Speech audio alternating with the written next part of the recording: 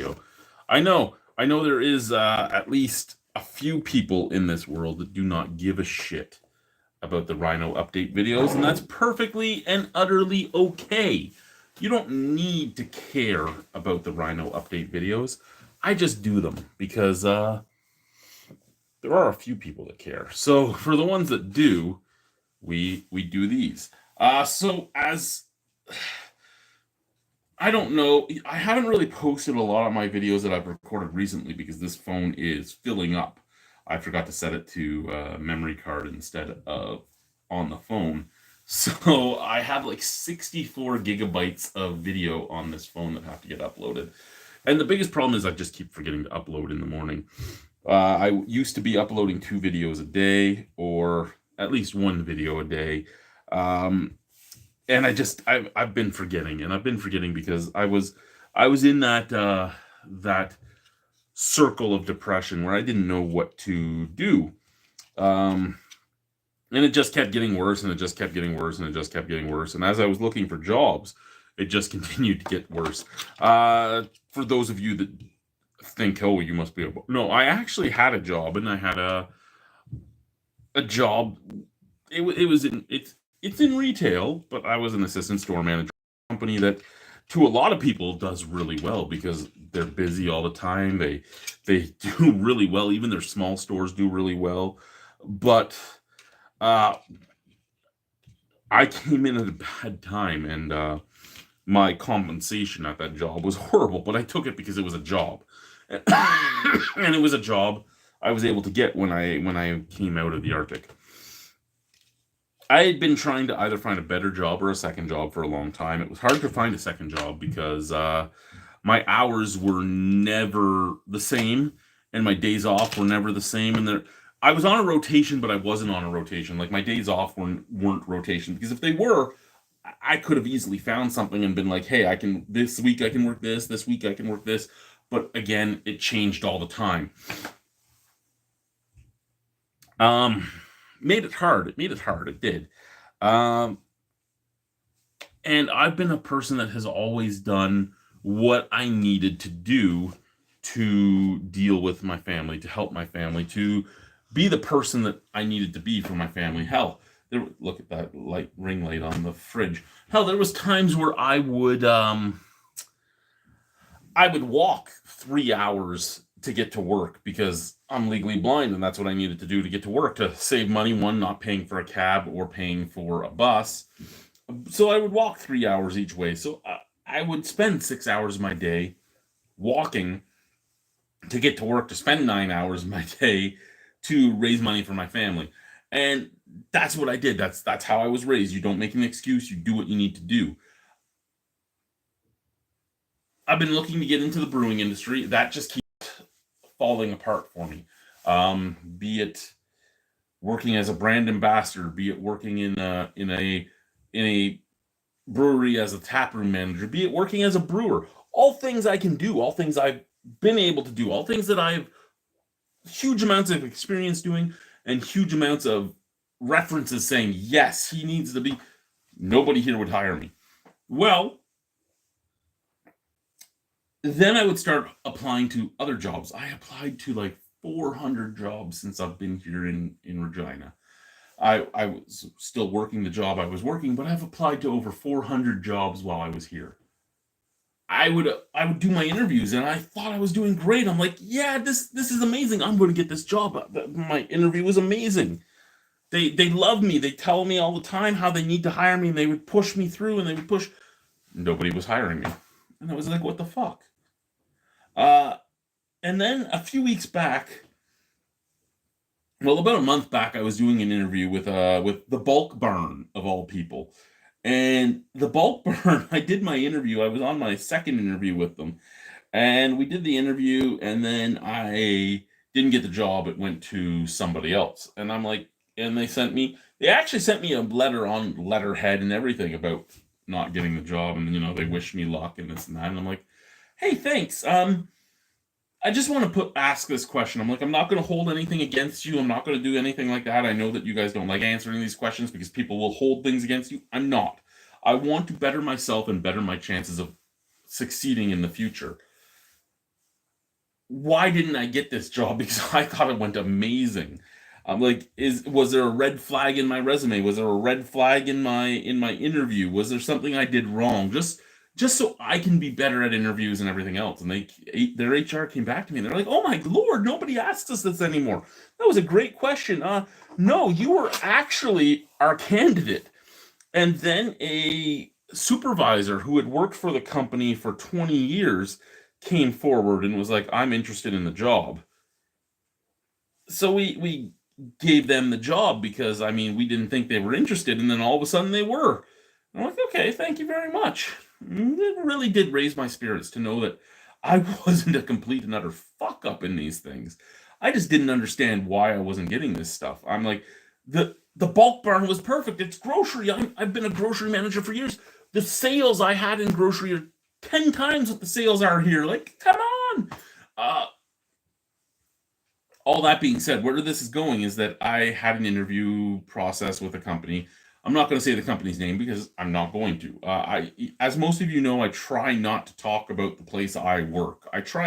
I'll say, "Hey, I was at work today and it was great," or this and that, but I try not to ever name it so that I can't get in trouble for it, because social media and your job are a very, very specific balance that you have to figure out. So I was interviewing for this job and I was on interview 7. 7. Who interviews for 7 times for a company? Never in my life. I know people who have gotten jobs as doctors who don't have to interview 7 times to get a job. I know people who have interviewed for lawyers. I know lots of people that have interviewed for lots of different jobs that are more important than working in retail, that haven't had to do 7 interviews. I can say the wage is lucrative. I can say I think I'll do great. I can say I feel that the work life balance and the culture is going to be amazing. I can say after 7 interviews, I got the job. I can also say now I have to write up a resignation letter. I've never written one in about 20 years. I am 42 years old, guys. This has gone for me. I worked 14 years at the casino in Niagara Falls. When I quit there, they had put me on a leave of absence when I got my job with the Northwest company, and I went to the North. I was in the North when I sent them a message going, "You know what, guys, take this as my two." I wasn't getting paid. I was on an unpaid leave at the time, and I'm like, "Take this as my 2 weeks. I'm not coming back. Thank you for everything. It was great." That was my resignation. When it came to the Northwest company, what it was, "Hey, sometime between now and April, we're leaving." Oh, okay. And then it was, "Okay, we're leaving." Oh, okay. So I haven't written a resignation letter in a while. I'm really sad to go because I love some of the members of my team. Uh, I'm really sad to write this resignation letter because I know how short-staffed they are. I don't want to leave. This is the problem, right? I have the type of work ethic where I don't want to leave you hanging. I don't want to screw you. But at the same time, business is business, and my family being fed and my house being paid for and all that is my family being fed and my house being paid for. They need to do what they need to do to succeed, and I need to do what I need to do to succeed.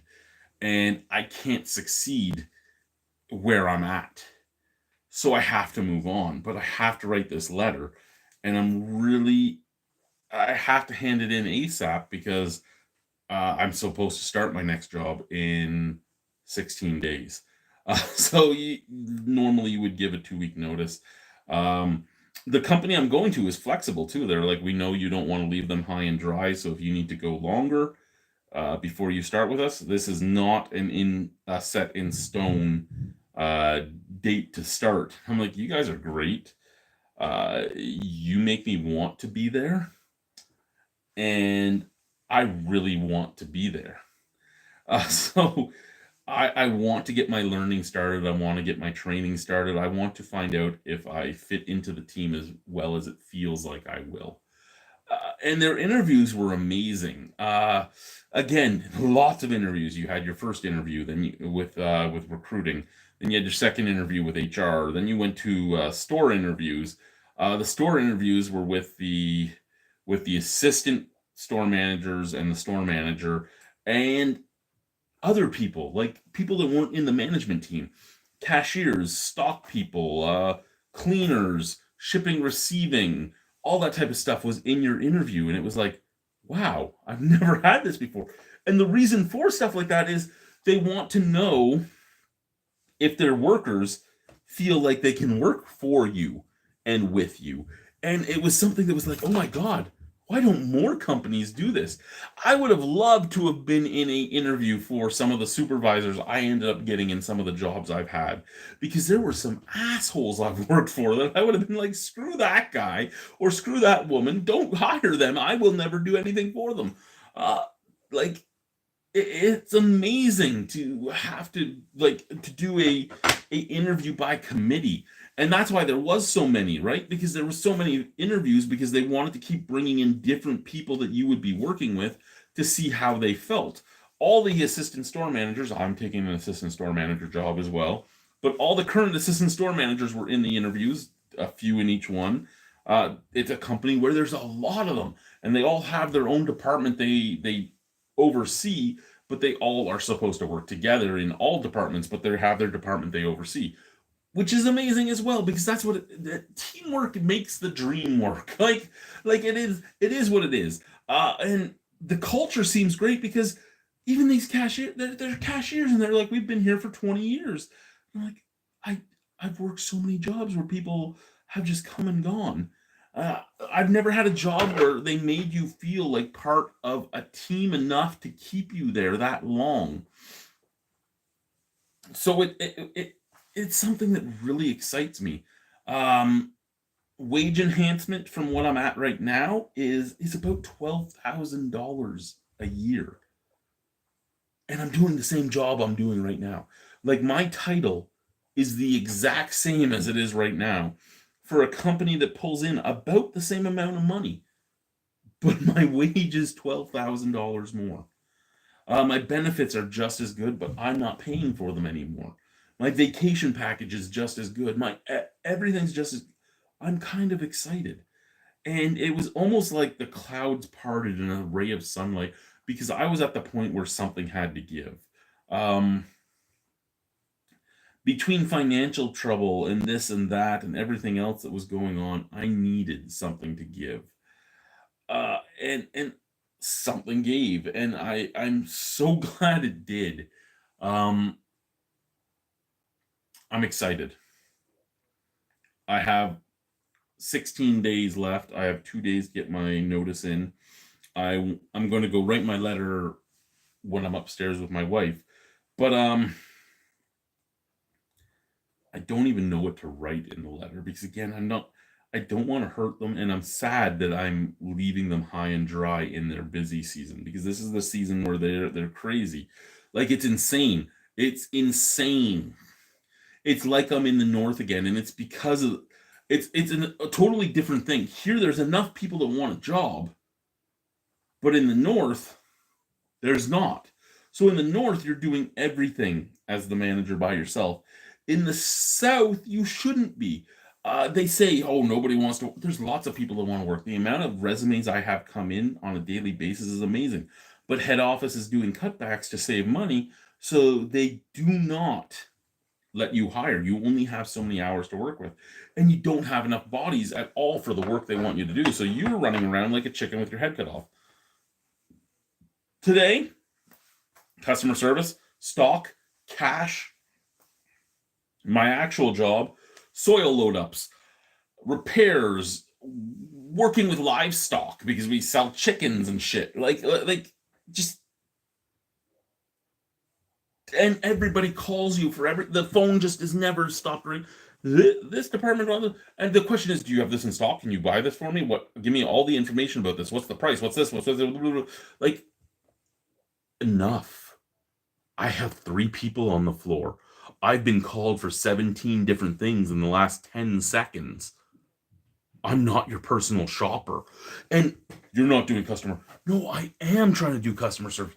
I have customers in the store. I have customers at the till. I have customers, like, they're just, ah! So I'm so excited to be changing. And I know that the place I'm going to is actually busier than the place I'm at, but the place I'm going to is willing to hire staff, is willing to have people working, is willing to. So it's just an entirely mind-boggling thing for me that I'm going to a place that actually seems to care about their people. They've been around for a long time. They're Canada only. They're hoping to expand into the States, but right now they're Canada only. The owners are affluent in the fact that they have several different businesses that are all doing really so. I've oh, to everybody that was like, Chad, hang in there. Thank you. I tried. I was circling a drain for a while. I still kind of am, but there's an end in sight, possibly. And I won't know for a few months. I mean, I have to go another 3 months now till my family has benefits, but we're going to do what we're going to have to do. I'm going to do what I have to do. I'm still going to dream about that job in the brewing industry, even if it's only part-time. And I'm going to continue to try to get into the brewing industry, even if it's only part-time. I don't know where life is going to take me, but I know at least financially I'm taking a step forward. I don't know if it's a big enough step forward to get out of the debt I fell into with everything that went wrong when we left the Arctic. I don't know. But I do know it's on the right trajectory. $12,000 extra a year is an extra $1,000 a month. An extra $1,000 a month is an extra $500 a pay. An extra $500 a pay should be about an extra $200 to $275 spendable a pay. So I should have enough to start paying some of my debts back. So we'll see how this all goes. I don't think I'll have enough to be where I need to be without a part-time job still, but the rotations are more they're 3-week rotations where you do the same shift for 3 weeks. So I mean, I can figure something out with that. Still hope to get into the brewing industry in some way. For some reason, again, well, it's not even for some reason. I understand it. I'm new in the province. I'm not as known. People are starting to recognize me now. I'm doing everything I can to get into the industry, but I'm working from the outside in, where in Ontario, I could have been like, hey, give me a job. And I would have gotten a job. Here, I'm like, hey, give me a job. And they're like, who the fuck are you? I'm like, I'm fucking Santa Claus, motherfucker. Like, give Santa Claus a motherfucking job. Love you guys. Again, I know I'm going to have some trolls. I have trolls all the, 4,000 people will really subscribe to anything. Yeah. And like 15,000 people will pay $100 a month to watch a girl strip. So, I mean, I'm not, I don't ask you guys for anything. I really don't. I mean, I make jokes every once in a while. Hey, if everybody gave me $1 a month, I would be amazingly. And I mean, it's a joke. It isn't what I just want to interact with the people that interact with me. I have 4,800 subscribers. I interact with anyone that posts a comment. For the most part, I respond to the comments. Sometimes it's not on a very time sensitive period. Sometimes it takes me weeks, sometimes it takes me hours, but I interact with everybody that will interact with me. I always have been like that. I always will be like that. That being said, I appreciate everybody, and all I'm here doing is sharing. I'm sharing because I am an introverted extrovert. I need connection with people, but I like my own time. I have no friends. I haven't had friends in over 6 years. And when I say that, I'm not talking about I have no friends. I have Boy Chuck that I talk to. I have Pop Culture Vegan. I'm not going to say his real name out there. I talk to him all the time. I talk to my buddy Brian. I talk to a lot of people all the time, but I don't have interaction in person very often. I've been alone since I left the Falls. Technically, I've been basically since I left the Falls. When I moved out of Niagara Falls, I stopped having the beer review guys over. So I haven't had real interaction in years. he was born then, so uh, it's been it's been a full 6 years since I've had real interaction with people on a fairly regular basis. Yeah, or on any basis really. I spent 5 years in the Arctic, and I've spent about 3 months here, and I spent a year in Welland. In Welland, every once in a while, I'd get interaction with people, but not often. So it's one of those things where I